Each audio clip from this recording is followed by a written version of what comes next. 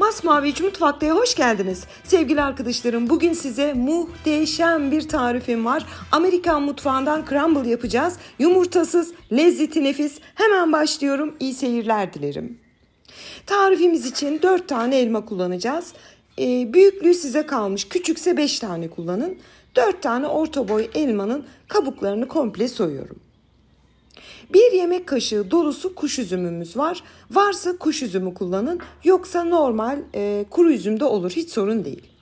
Üzümlerin yüzeyini kapatacak kadar suya ıslayıp kenara alalım. Bu işlemi yapmamızın sebebi hani üzümler biraz suyu çekip açılsın. Daha lezzetli olur. Hem de böyle katır kutur gelmesin ağzımıza. Üzümler kenarda ıslanırken 4 tane elmamız vardı. Onları da küp küp olacak şekilde doğrayalım.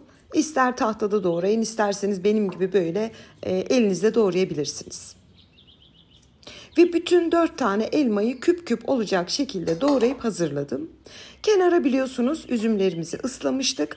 Üzümlerimizin suyunu da süzelim. Üzümlerimiz de hazır olsun. Ve toplam kullanacağımız yağ miktarı 100 gram.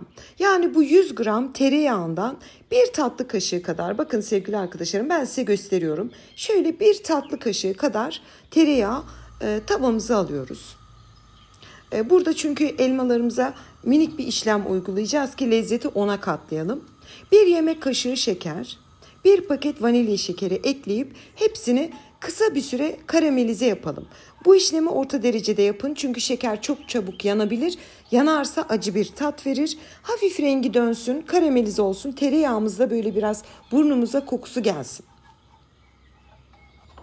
Tam istediğimiz kıvama geldi. Doğramış olduğumuz elmalarımızı ekleyelim.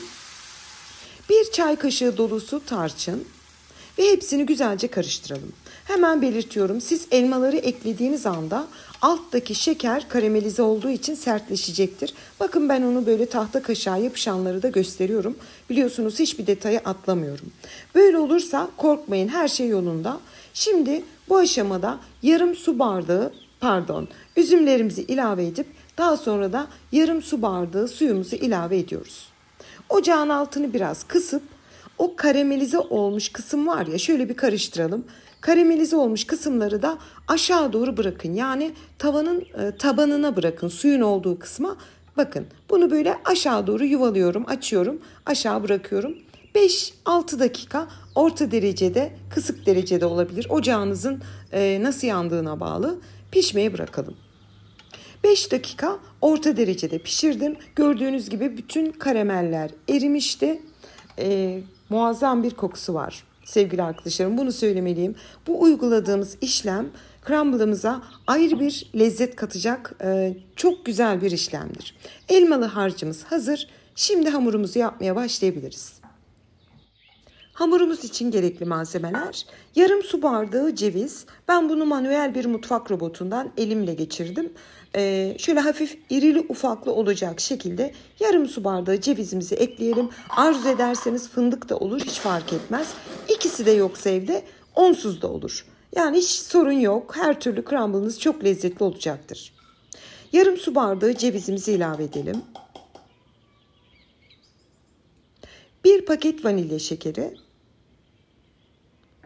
Bu arada hemen belirteyim sevgili arkadaşlarım. Hem hamurunu hem elmaları önceden hazırlayıp kenara alabilirsiniz. Akşamdan bile hazırlayabilirsiniz. Hiç sorun olmaz. 1 çay kaşığı tarçın. 1 yemek kaşığı şeker. Şimdi ben tarifte 1 yemek kaşığı normal şeker, 1 yemek kaşığı da esmer şeker kullandım. Evde varsa bu şekilde kullanın. Yoksa 2 yemek kaşığı şeker ekleyin. Hiç korkmayın, yine hiçbir şey olmaz. Hani esmer şekerin kendine has karamelize olmuş tadı da ayrı bir lezzet kattığı için 1 yemek kaşığı da onu eklemiştim. 100 gram tereyağımız vardı. 1 kaşığıyla elmalarımızı soteledik. Kalan tereyağımızı, harcımızı alalım. 1 tatlı kaşığı kabartma tozu ve toplam un miktarımız 1,5 su bardağı. 1,5 su bardağı unu ekleyip, burası çok önemli, sadece parmak uçlarınızla harcı, yani yoğurmadan böyle ufalayalım. Yani parmak ucunuzla. Çünkü tereyağı siz yoğurma işlemine başladığınızda bütün unu yer ve toplak bir kurabiye hamuru olur. Buradaki amacımız böyle Sadece parmak uçlarınızla böyle havalandıra crumble hamurunu yapmak, yani kırıntı hamurunu hazırlamak. Yaklaşık 1,5 dakika gibi bir sürede hamurumuz da hazır. Az önce belirttiğim gibi hem hamurunuzu hem elmalı harcınızı rahatlıkla bir gün önce yapıp dolaba alıp ertesi gün harcınızı pişirebilirsiniz. Yakından da gösterdim. Her ikisini hazırladık. Elmalı harcımız da biraz soğudu. Çok pratik bir tariftir. Ilık servis edilebileceği için ben bunu daha ziyade önceden hazırlıyorum. Misafirim gelmeden fırınlıyorum ki ılık ılık servis edebileyim diye aklınızda bulunsun. Crumble'ları yapmak için güveç kapları kullanıyorum. Yani ısıya dayanıklı herhangi bir cam kase de olur. Cam kase yoksa, güveç kabınız yoksa fincan da olur, porselen fincan. O da böyle tam size uygun yoksa borcamda da yapabilirsiniz. Hiçbir sorun olmaz. Hani borcamda yaparsanız misafirlerinize veya servis ederken kaşık kaşık alarak servis etmeniz biraz dağılabilir ama sorun yok, yine de olur.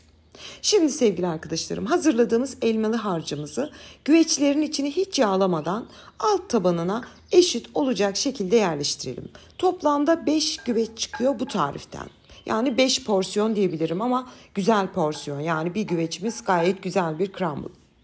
Ama o kadar lezzetli oluyor ki mesela benimkine herkes bir güveç yemişti hiç artmadan. Şimdi elmalarımızı ekleyip üzerine de crumble hamurumuzu komple yüzeyini kapatacak şekilde pay edelim.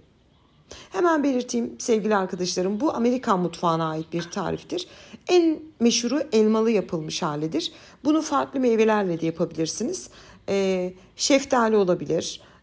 Şeftaliyi de aynı şekilde ocakta bir tereyağında ve şekerde hafif soteleyip tabanına ekleyebilirsiniz.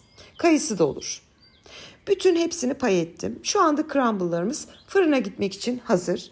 Önceden ısınmış alt üst ayar 170 derece fırında 25 dakika, 20-25 dakika pişmeye gönderdim.